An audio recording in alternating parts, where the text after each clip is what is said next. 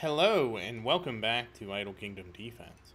So we're still on stage 15,322. We are trying to get enough helmets. I'm hoping that we will be helmetized soon enough. And survey says... Okay, we need 11 more helmets.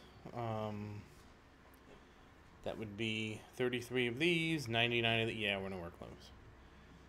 Alright, so hopefully tomorrow we'll get our helmets, which means I can finally advance towards getting the armor pieces, which will be the last step of this. That said, we do need to renovate the Wild Castle. So let's get started. As you can see, I got a dupe yesterday, which was very sad. And that's 2 duplicates. 3 duplicates. 18 out of 90. Very disappointing. But hey, the Warriors at least have their 9% attack. It's not going to be a huge bonus, but every little bit counts, you know, especially the archers. Next up is our expedition, and of course we are just going to sweep Mr. Wolf, and we will use the 5 extra. Okay, so there's nothing here. We'll use the 5 extra later. They will become very important later. And nothing here. Again, we're only looking for armor. Armor stones, shining armor stones, shining armor scrolls. Those are like that. Like those armors. There's only 3 things we're really looking for here. And we don't get it, because the game lied to us.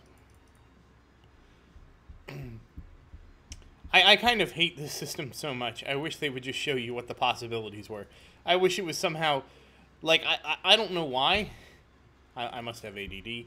But the fact that this requires me to focus and pay attention to this and not, like, get bored waiting until I can open the chest, I don't know. I swear, I just, like... I cannot stand this having to pay attention on this sometimes. Sometimes, to be fair, it's because I'm tired. I actually, you know... Shining armor scrolls. And sometimes I just want to get this over with. I don't know why. I will say I did accidentally do something because I thought I was on my alt account today. So we'll just deal with that when it was there. Like, sometimes I just go into autopilot mode and I start doing something like, whoa, wait, wrong account, stop. And we'll go to astrology next. And again, I really wish they would add an astrology option for steel. That is one of the things I really wish they would do. Or somehow use steel in another way. You know? We have like this not infinite, but we have this resource of steel that has a finite amount of consumption. There's really only so much steel you'll be able to use. Okay, now we're getting some skips and a weapon stone. But there's not an infinite sink of steel, which is, to me, is very disappointing. And we're charging. Okay, getting some extra skips. Fortunately, I was able to save up a decent amount of skips, so I'm happy about that. And I don't think I'll be pushing to stage 17,000 anytime soon. The sad reality is what I'm really concerned about is, if I push to that stage, is that going to undo all the progress I've done? In terms of, so I'll get the Wild Castle, then King's Ruins will be manageable again, and now I have to go up another 1,700-ish stages, and I'm worried that King's Ruin is just going to become another tedious mess again after that. So, but fortunately for me, I don't need to do that until we're well further into Total War. And this is our second day that we'll be able to do sweeps. Okay, so we're just going to get Julian up to 6520. Fine. You know... Alright, so those are the 3 warriors. This... Roderick will definitely be... It's either Roderick or Vincent, but I'm pretty sure I'm leaning towards Roderick. Let's look at the damage, because I don't even know who's good after the war... So we got Christian up, we got Austin up, we got... the Thor, the Viking chick, Julian. Oh, Camila. Okay. You know, no, I'm actually gonna wild card. I'm gonna go with Daniel, just because Daniel probably does more damage on the single target stages. And then we'll switch back to Camila. So wild card to Daniel. How many of these do I have? Damn. Okay, we need to do that before too. Okay. We're going to invest some of our money in the castle. Not all of it. I want to leave about, I don't know, 100 million. I just leave a buffer for, and it's probably too big of a buffer. But again, like getting 10 more castle levels really isn't going to change anything. Oh, before we get too involved with upgrading our troops, we need to come in here to the fountain. This is actually what I did. I started doing this. I'm like, oh no, we used to, it's whatever. Nothing, again, nothing happened except for the Christian you saw there that I bought. But I mean, this is an important thing to do, even if you have maxed all your mythic heroes, just because it's free stuff, effectively. And you want to optimize your free stuff. And especially if you're lower into the game, like my alt, like this was a great place for me to get enough Luke and Brian and Tristan shards to get them to Mythic 5. Versus just trying to summon them over and over again. I got them all to Mythic 5 based on partially buying shards here. It's just, oh, there's Gabriel. It's especially lucrative for 1-star heroes. So if, like, for example, you're like, man, I want to get Mason because you got everybody else to Mythic 5. Here, this is where you would go. Excuse me. The fact that 1-star hero shards are actually harder to get than they seem because when you summon them, you only get 3 or 10. That's why I always recommend don't shard them. I always recommend to do 2-star or 3-star over because you'll always have plenty of those. Like, let's just look real quick. Not you. You. So I got, well, I guess this isn't really, well, I guess this isn't really as disparaging as I thought it would be, but you can see it more with Ellie and Logan. Mason a little bit, like look at Austin. It especially becomes more disparaging. The difference especially is more noticeable once you get to 3-star, kind of. And it's hard for me to say because I know I would shard 3-star and 2-star before sharding 1-star. I don't think I've sharded any 1-star for a long time. And again, I think it is because I've been picking off pieces of the 2-star heroes. And the 3-star, for that matter. I mean, look, I have like 20,000 Raven. Yeah, I used to think it was going to be an Ascension Stone. And my Ascension Stones are great, too. Look at how many I have. I have 2.2 million, so we're achieving all of our goals. Okay, that's it. We need to focus on artifacts now. Yeah. All right, let's see. Okay, there's a 3-star one now. So we're going to switch this to Sophia and enhance this. And of course, we're going to feed it the cheap stuff down at the bottom here. Okay, good. You're now. And again, I don't know for sure how this works. Now, I do want to do something. Oh, this is so difficult to find it. Okay. I prioritize dismantling things I've leveled because they give you more shards. When you consume them, they don't seem to give you more XP. And rings. Okay, we don't have any rings. All right, we don't have any necklaces. We have a 4-star book. Okay, Christian has a 4-star book. I guess Thor's getting a 4-star book. And I only ate that one because only Sophia would use the orb. Nobody else is going to use the orb.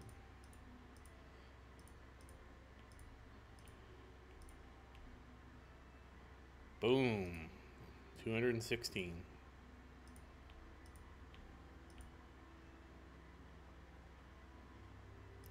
Now the book, where is his book? Oh, it's right there. The book I can at least hand off to somebody. So, for example, I can just switch Gabriel to the book. Okay, I can then switch this to Evan and feed Evan. Oh, we're getting...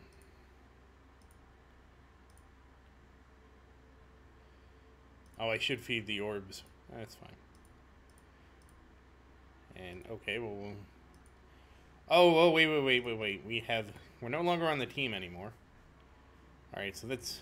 I don't really want to buff people that aren't on... And I have 4-star books to hand out. What's the hierarchy? It's Christian, Austin, Thor, Hildy, and I really should have been... Okay, Hildy and... Okay. I mean the Viking chick, sorry. Okay, now I need to feed the Viking Chicks a 4-star book. And we're gonna use these orbs because nobody else is gonna use them. 216, okay. And then we're gonna feed Julian's book. And oh, we have a lot of orbs.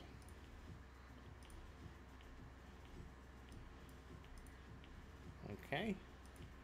Another 216, very nice.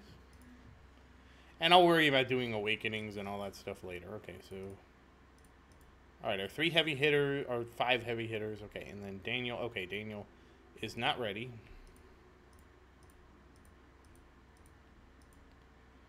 Okay, so now we can just hand these off down the line. Oh yeah, we definitely want to get Roderick one.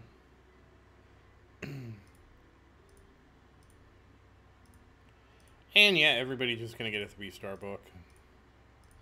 Just pass it down. Doesn't even matter if it's not leveled. You just get a 3-star book. Everybody should have one.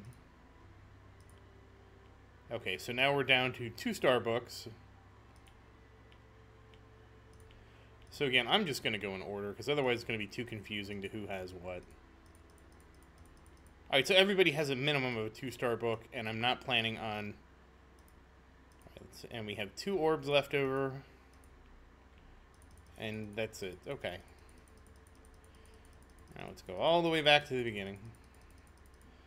3-3, 3-3, 3-3, 3-3, 3-3, 3-3, 3-3.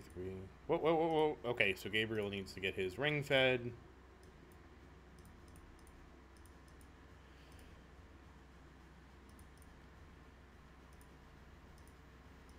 Luke needs to get his ring fed.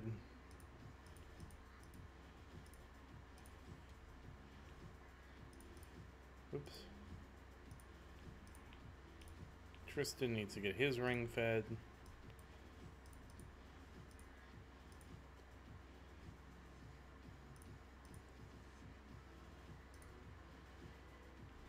Huh. Alright, well, clearly I did this wrong. That's fine. And what I mean by did it wrong is I probably should have used the more expensive ones first, but it's fine. Right, we're going to enhance your ring. Just because, okay, 3 items. Alright, that's pretty good. Oh, because it varies based on, yeah, it's a lot of variables. And, okay, so we're not going to work on Harold's ring. Alright, we're down to 19. That should be enough. Okay, so, geez. What a lot of management with this new system. And we have 105. We should be getting up to 129 by the time we're done today. And we'll start off. Did we actually finish this level yet? No. We're going to finish this one.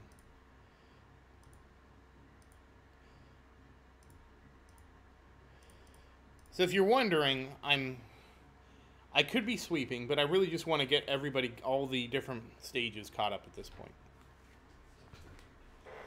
I mean, fortunately, this should be the last one, and we are done with the green one. You would think you'd get a bonus, you know, of some kind for, like, you completed all of them at this stage. You should get some kind of bonus, my opinion. Like, see, everybody's 10-10 down here. That should confer some type of bonus to encourage you to do all the elements.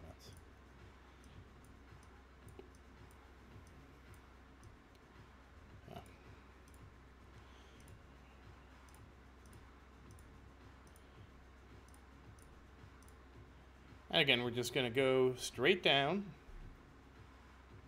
So my goal is to get all of them to at least complete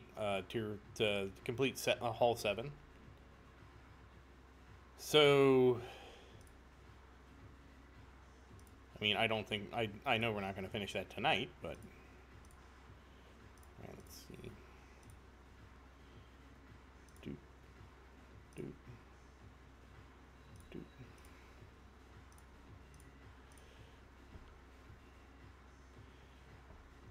I don't remember where we left off. I think I have cleared 8-1 on the final goal is to get 9-10 on all the elements, but we're probably going to do that a little bit differently.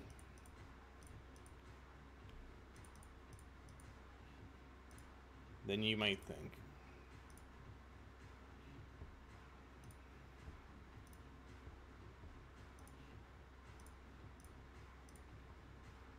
But we'll see. We'll see when we get there. I'm kind of glad to be almost done with all this Mythic gear. And the funny thing is, we're going to get everybody a set of Mythic 3 gear, and then probably not really do much with it because of the way they've added the sweeps. But that's fine. I'm not going to complain about the sweeps because the sweeps, you know, they save time. And as you know, time is of the essence. I do wish you could just build pre-configured teams. That's one of the things when I was thinking about, like, I like the sweep system, but I don't like it. I think it would have been better if the game was like, you know, you can build up a team, and a team, you know, you could build as up to 6 teams, and each team required, you know, 3 supports and 2 warriors minimum. You could also put more in. And those teams would go battle Total War, and then based on what they achieved, it would determine what you would sweep. So, for example, if you made a team of Ellie, Mason, and Logan with, I don't know, Diego and Randolph, and you cleared up to, like, Lightning 7-2, you could sweep 7-2. Couldn't go any higher than that. Okay, yeah, it's very apparent that we're up to 15,000 here. Okay, so we're on the ice stage. So realistically, we're going to do hopefully 2 more ice stages, and then the rest of tonight will be just pushing the poison mine. I know that's not super exciting, but it is what it is.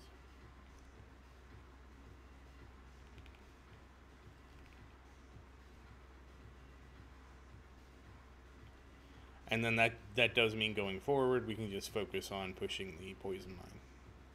And again, I just want to get it all the way up to 8 to clear, you know, level 7 like we've already done.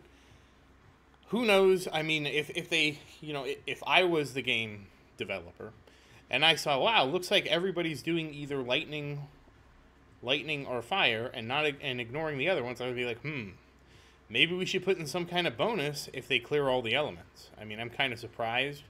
I'm honestly kind of surprised that wasn't a requirement to advance. You know, I'm not saying it should be like at bronze or silver, but like I think at the gold level it should be like, hey, maybe you have to clear the entire, you know, like to get the gold too. I think it would be a fair requirement to say you have to clear the gold world. I mean the gold world, the green world. And I think like getting up to like platinum would say like, hey, you got to clear, you know. Because they give you plenty of battles. They give you plenty of battles. But to actually promote, there's so many battles you would have time to easily do. Like a full green world clear would be 3 stages, 30 battles. It's 30 battles an element and 4 elements, of course. So 120 a stage. I mean 120 a world. So there's no reason why they couldn't say, okay, if you want to get promoted to gold 2, you need to have cleared the green world. I think that would have just made it a little more interesting than turning it into like a super min-max, you know. Not that I have anything wrong with min-maxing, but I do feel like a game should understand that its players are going to min-max it, especially now. I mean, I've been min-maxing games since I played as a kid, because I always wanted to be the most powerful, you know. That's honestly why I liked RPGs so much as a kid. A fighting game or a beat 'em up game or a, you know, like any other game type, there was no way for me to really get stronger per se. Like for example, if you're playing Super Double Dragon on the SNES or Resident Evil on the PlayStation, the way you get better at the game is primarily through like getting better at playing it. You know, in the first Resident Evil on the PlayStation, you couldn't like level up your shotgun to you know, become an explosive shotgun, for example. That just wasn't a thing you could do. So that's why it was but that's why RPGs appealed to me, especially when I was younger, because even if I couldn't make progress in the storyline, or I couldn't beat a boss, or I got stuck, or I got lost, I could always do something to enhance my character most of the time.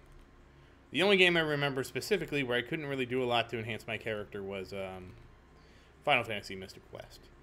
But I played Final Fantasy Mystic Quest, and I had so many experiences with that game. I realized it was a very simplified game with a very dumbed down kind of story. But it had, to me as a kid, it had some charm. Like, I just enjoyed playing it, even though the game was like a very, very simple RPG. I honestly couldn't tell you why I enjoyed it so much.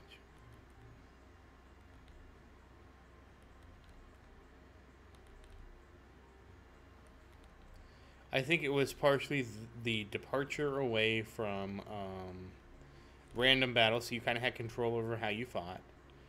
It, you know, even though things were very linear, and I would say the same thing applies sort of to Breath of Fire. Certain games had what I would say is very linear growth, which is hard to put into words. But it's like your heroes never got dramatically stronger. Well, Breath of Fire kind of did, but I guess when I say linear is not the right term, as much as the damage was fixed. So there wasn't a lot of randomness in the game. Like, most of the damage you dealt and most of the things like that, like, if you hit somebody, the way Breath of Fire, if I remember correctly, it was attack minus defense. And you could crit for up to double damage. And so, if you had 255, I think it went up to, you could have 255 strength, for example. You could have up to 255 weapon damage, and you add those two numbers together, and you could have up to, you know, 510 total damage. And that 510 damage minus the enemy's defense of 255, that's just how much damage you did. Now, of course, you could crit, and there were a few other things. But, like, the damage was very, you know, linear is not the right word, but there was not a lot of randomness. Compared to, like, any Final Fantasy, there's the numbers are random. You know, there's a range of damage you can do. I'm explaining this very poorly. But anyways, that to me was part of Mystic Quest kind of like charm. I am surprised at, like, looking back at how I played it as a kid, I am surprised how I approached the game. Because when I approached the game, when I was playing Mystic Quest, I approached it in a very, and this actually, I know where I got this from. I got this from Dragon Warrior 3. Because when I was a kid, like, we were kind of behind on the consoles. Like, you know, I got a Nintendo from, like, a flea market, I think it was. So it was a second hand, and it was, you know, I was very grateful for it as a kid. But I got, like, the Super Nintendo when the Nintendo when, like, the PlayStation was out. So I was a little behind the curve game-wise. But one of the games that I remember playing very much as a kid was Dragon Warrior 3. I probably played that, was probably my most played NES game that I could, RPG NES game. And one of the reasons was, first, is they had the class system. Now, it wasn't like the job system like Final Fantasy, but you could build your own party and do all kind of stuff like that. And so every playthrough of the game could be different. So, for example, there were, like, fighter characters. You could level those up, and there were other characters, and you could change classes. At halfway through the game, you had the option to change classes. It had a pretty good story. It was a lot of fun to play. And to me, it had a lot of replayability, just because I could try it with a different class. Like, of course, I went through the first time. I went through with, okay, let's do a hero. Well, you have to take the hero, but I went soldier, pilgrim, and wizard. You know, the basics. But anyways, that's kind of beside the point. What I was trying to get at is, oh, an orb. A 4-star orb. Just after I leveled that one for Sophia. What I'm trying to get at is the way the game was structured. Okay, we're going to do one recovery, and then we're going to come over here and do this, and this is going to be it. No, not Austin. Kristen. Let me get this going before I go down nostalgia lane. I want to have a 6th warrior. That's fine. Alright, we're good. 4, yep. 15 left. Was that when I played Dragon Warrior? It had suggested levels for every part of the game. So, like, for example, you start the game like this was. Let me actually look it up. It's the Dragon Warrior 3 manual. If you're really curious. And yeah, you can find it online. They have a scan of it. And the manual actually like contained a strategy guide for the game. And it had like a walkthrough. It was really nicely like it was really nice. It had a lot of information in it, you know. And fortunately, even though I got this secondhand, even though I got this from a flea market, I was able. It had the book. It came with the map. It came with all the parts of the game. So that was very nice. So it also had, like, I don't know if you remember this, but like game manuals used to be really important because there was no, like, so I mean I'm not that old. Let's see. I probably would have been playing this in like in the late 90s. And so, but while there was internet, I didn't have the internet. I think 93 was Eternal September. Yeah. Yeah, basically 1993 was when Eternal September started. But let me tell you, I was not anywhere near college aged at that time. So, excuse me. So that was, so I mean, even though it was the late 90s, I just don't think I had internet access back then. And even when I remember finally getting to internet access, it wasn't like, there wasn't like, or at least I was so young I didn't know about like Google. I don't remember exactly. I remember learning about websites and stuff like that through like friends. Like I would be struggling with a game. He's like, dude, have you heard about GameFAQs? It's like, it was like, and I got a link to it. And I'm like, oh, wow, this is amazing. Now, I do remember as a kid, I had this book, and I could never find it.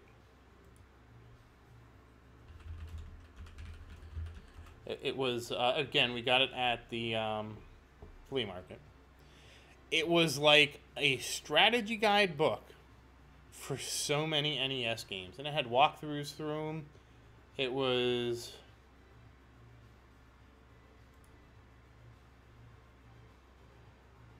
like, I specifically remember it had not only a walkthrough of the original Legend of Zelda, the very first one for the NES.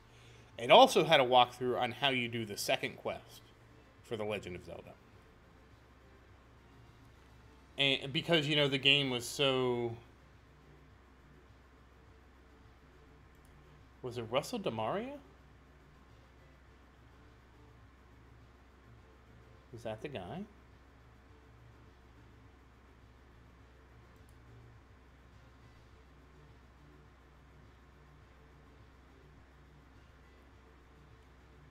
I know my parents just got it at the flea market, and it was like it was one of the best gifts I got.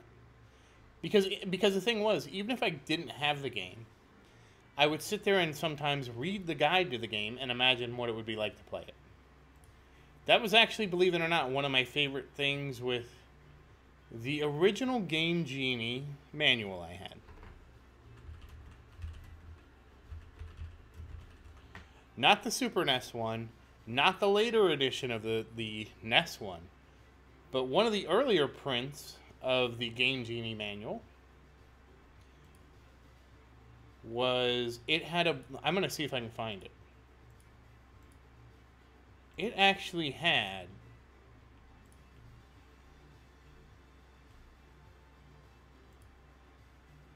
I'm going to see. I found a... oh.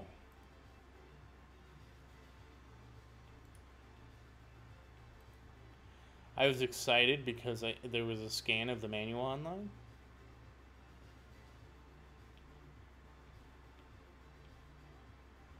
Actually, the Game Genie was one of my favorite things.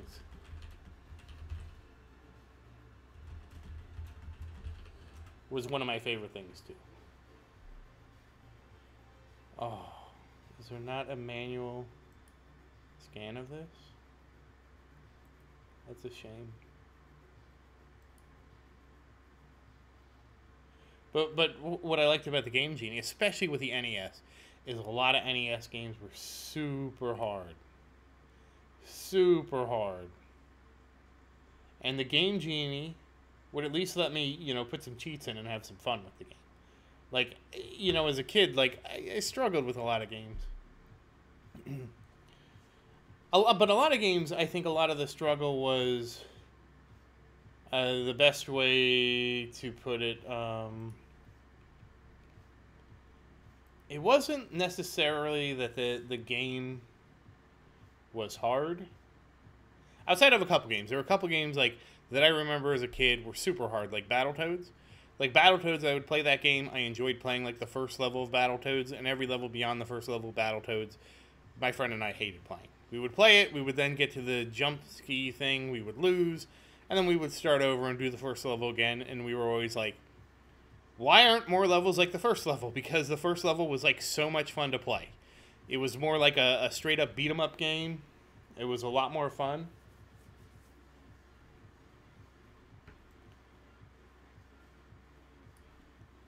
And yes, I am looking.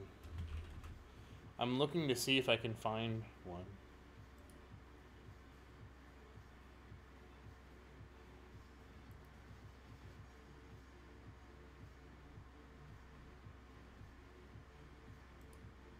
I shouldn't be doing this right now, but I want to. Mostly because my memory of the Game Genie book was it would have a blurb about every game. It would have like a brief description. Like the one that I remember the most was there was a game on the NES called Predator. And one of the codes was you started out with a laser. And it basically said, if Arnie started the movie out with a laser, Predator would have been over in 5 minutes. That's one of the key things I remember reading. So I would read about these games and the cheat codes and kind of imagine what the game would be like to play without actually having the game. Yep, that's the power of growing up poor. You don't actually play video games. You read descriptions of video games and imagine what they would be like to play. So, that was something. I mean, unfortunately, I don't see... There was a scan of the manual. There's actually a couple scans of the manual. And it talks about...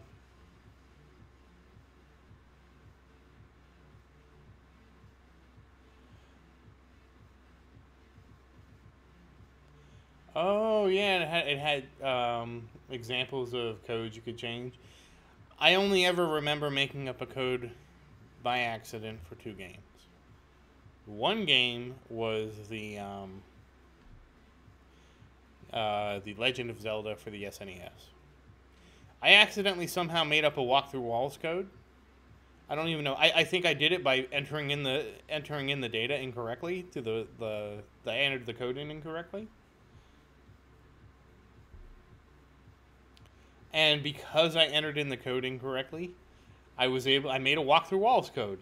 And I was like, oh my god, this is awesome, because now, like my big thing when even though Legend of Zelda wasn't really an RPG, like it was much more of a, I want to say, I know this is not the right term, but it was like a lot more like a Metroidvania.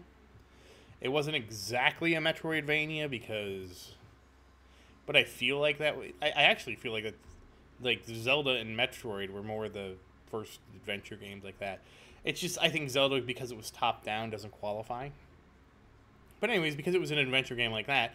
But even still, my favorite thing to do would be, okay, I'd start a new Zelda game, and I'd be like, okay, so I know I can pick up at least, I think it's 3 hearts before you actually go into the first dungeon. So I would go get the 3 hearts. I would go get the blue ring. I would go do all the things to get as powerful as I could before doing the dungeons. And then I would go through and do the dungeons. I couldn't even tell you how many times I beat The Legend of Zelda. The first one. The Legend of Zelda, I couldn't tell you how many times I beat The Link to the Past. I couldn't tell you... I mean, I think a lot of it had to do with the fact that I just didn't have as many games available. I mean, I remember a summer that I was so bored. Well, bored is bored isn't the right choice of words, but I remember a summer where I was so I didn't have much to do that I would just spend hours grinding video games. I remember in Final Fantasy 4, I would go and I would just, I was saved right before the end boss, and I would do the battles there and just level and level and level and level and level. And I would just pass the time that way. The game I remember leveling the most in was Wizardry 5.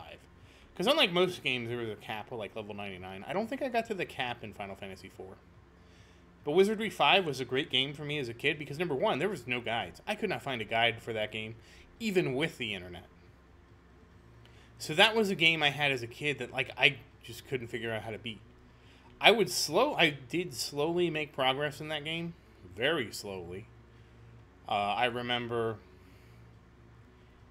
I had gotten... I got at least the Mad Duck.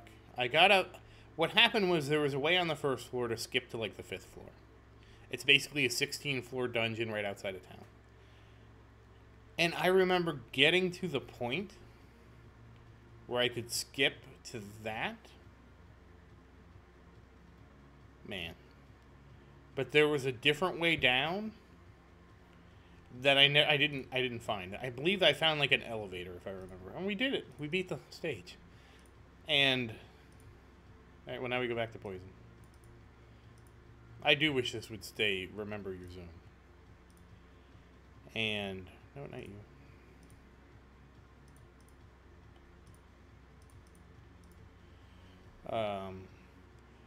And I remember I tried to get I did find a Nintendo Power entry about it, and it had some things, and I think that helped me get like a little further in the game. Like they're like, oh, the best XP was the Phoenix, but actually the best XP was like level negative 600. And I would just spend hours. Like I would read a book. Because I didn't have 2 TVs. I didn't have, like now I'd just put a movie on. I'm sure we've all played movies. I'm sure we've all done a grind in a video game and had a movie in the background, and watch the movie. But I didn't have that as a kid. But I didn't have books. So like this game, I would be sitting there. I was reading a book, and it was the Animorphs book. I never read how the book ended, or the series ended. It was an Animorphs book, and I remember reading this book, and I would just auto battle while it was on, because I didn't know what to do in the game, but I knew, because the game was really grindy. Like when you started out in that game, you really had to grind to get a bunch of gold and get equipped before you could go do anything. It was a very grindy game from what I remember. And your characters aged and stuff like that, so you had to be careful not to let them get too old.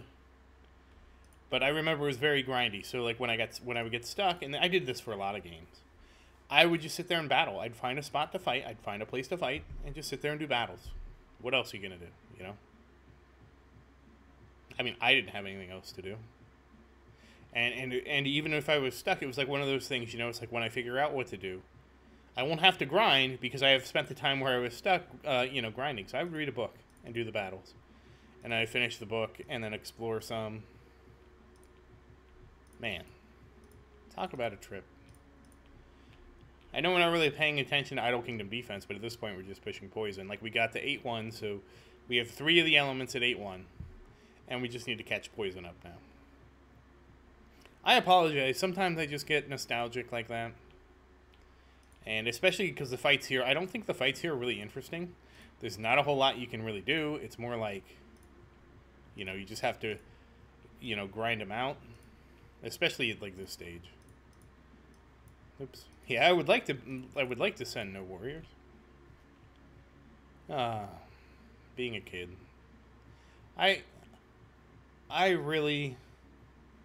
When I really think about being a kid, I really miss how magical it was. And if you're a kid watching this, you're probably like, man, I hate it. I have no control over, I have no autonomy in my life. I do what the school says, I do what my mom says, and that's it. But there's something very special about experiencing the world for the first time. So I hope that even though, like, you probably think it sucks a lot of times, there's something really special about being able to experience the world for the first time, and it's a feeling I could never get back again. You know? Not that I would want to lose all my memories or anything like that. I mean, because, you know, for that to happen, I'd have to have some form of brain damage. I think there has been cases of people that have lost all their memories and had to relearn, like, everything again, I'm sure. But that's not what I'm asking for. But I mean, just to go through life again. It's why I love the ending of Futurama. The ending of Futurama, yeah. It's the one where the Fry crushes the button because he thought he got the time wrong and he jumped and he thought Leela was gonna. He thought Leela stood him up and he just wanted. Now you should never do this. You never. So first off, this is a great example of why you should never kill yourself over anything that happens because you never know what could happen. But Fry did that, or he didn't actually succeed, but he attempted to, and it was all over a misunderstanding because she was just his watch got screwed up. But the whole thing was they went and somehow time froze, and then after they lived their whole lives together, the professor came and he was like, "Oh, I could unfreeze time and you know we could reset everything," but he's like, "You know, you won't remember your ending here. You know, you won't remember this." And you know, they go, would you want to do it again?" And they go, "Of course." That's kind of what I mean. I would love to do it again. Kind of like I wouldn't want to have an injury where like I lost and had to relearn things, but I would love to. And sometimes I can, if I really suspend my disbelief and really just let the memory happen, I can almost feel like I'm traveling back to that experience sometimes. It's hard though. I have to be in a state of pretty relaxed. And and I can't force it. It just has to happen, where I can actually relive a memory, like it was there, like I was there. And when it actually hits me like that, it is so disorientating in a way, because I literally feel like I'm traveling to the past and reliving that experience. And no, this is I'm not doing drugs or anything like that, so don't think that.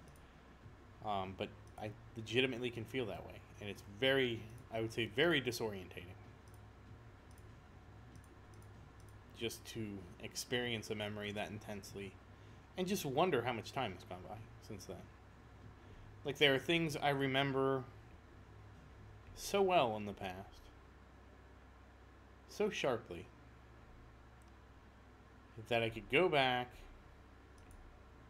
and almost experience them again. But yet, when I think about how much time has passed so long ago, it's such a bizarre feeling. Probably the if you wanted to watch a YouTube video on it, I recommend Vsauce's Illusions of Time. But it's just, yeah. And I know this whole narrative has had absolutely nothing to do with Idle Kingdom Defense, because right now Total War we're just like grinding out stages, but. You got me nostalgic. I had to talk about something while we're here. And, you know, all my experiences, you know, always bring me back to when I was a kid. It's weird, but I don't think I have a lot of adult experiences I really am that fond of. I don't know if that's the same for everybody. It's not that, like, I hate my adult life or anything like that, but so much of my adult life is what I expected it to be. Like, if you told me as a kid, this is how my life would end up, the only thing I probably wouldn't understand is computers. Like, what do you mean I'd be doing computer stuff? Because, like, well, I take that back. We had a computer lab at school. depending on how young I go. I think my first computer lab was in 3rd grade.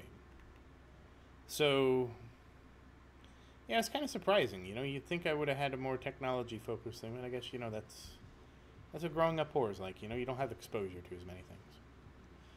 So, I don't think when I go back, I don't think I would be surprised. I mean, a game that I remember playing as a kid in elementary school. It didn't have like a formal name, but it was called the calculator game. I mean, I'm gonna call it the calculator game. And you know how you play the calculator game throughout my school? One of the things we didn't have computers or anything like that, but everybody did get a small solar-powered calculator. And the way you played the game was very simple. It was a game where you added up, you basically started from 1, and you would try to add on the calculator as high as you could. Very simple, very rudimentary game. And so many of the school played it. Like, we all did. It was, very different times back then. So if you don't know how a calculator works, because who uses a calculator anymore? If you went... Oh, well, I'm not going to... If you went and did calc on your Windows PC, and you did 1 + 1, enter, and just kept hitting enter, it'll keep adding 1. That was a calculator game. That was literally a game I played at school to just see how high the number could count up to. Yes. And it wasn't just me. We had a whole bunch of people that did it. And it was a competition. But that said, we did finish Total War. Again, unfortunately, it wasn't super exciting. Like, the goal was to get through all the poison. To get ice up. We're up to poison 6-1. So we made it to 6-1. Or actually 6-2. And we have ice, fire, and flame up to 8-1. So really, tomorrow we're just going to be pushing to, you know what, let's look at this. So we get an extra recovery that we'll get tomorrow. Well, that's nice. And we get some more inventory, much more inventory. Go to 90. That's a big... Gold 2 is a very big upgrade. So we will be able to, with Gold 2... Oh, that's going to be a nice upgrade tomorrow. We will be able to do 30 battles. Okay. So we'll have 30 battles. This might change things a little bit. Not sure how much this is going to change things just yet, but it is going to give me some things to think about. So the first step is still going to be, let's finish up poison. So we're poison 6. So we need 9 battles here. So we need 19 battles to basically get to... Okay. Alright, so that's pretty good. So we will be 20 battles. We're 20 battles away from... Duh. 6-1 to 8-1 is 20 battles. Duh. Granted, when we get up to poison 7, we'll start to have issues. So we will actually be sweeping tomorrow. And then, here's the interesting question for the day after tomorrow. Do I want to try pushing the flame? I think I'm going to go Flame Fortress because of the warrior buff, and try to work on pushing, because it's going to be like some obscene amount of victory. I think it's 250 victories to gold 1. So I have 2 options at that point. Either I focus on just doing raw battles, or because of the new way the sweep system works, I focus on pushing like the Flame Fortress and try to get all the way through level 9. Like, clear 9-10. I should easily be able to clear 8. 8 shouldn't be a problem. Because, again, even though this is stage 16, 17, and 50, the goal, I would just use more heroes. There's nothing stopping me from loading up 9 supports in here and 5 warriors. The only thing that is then I lose 2 battles. So, something to think about, but we're not quite there yet. That said, once again, thank you for watching. please like and subscribe to support the channel. If you have any questions, please say something in the comments. I do always look forward to your questions. And as always, thank you again, and I hope you have a great day.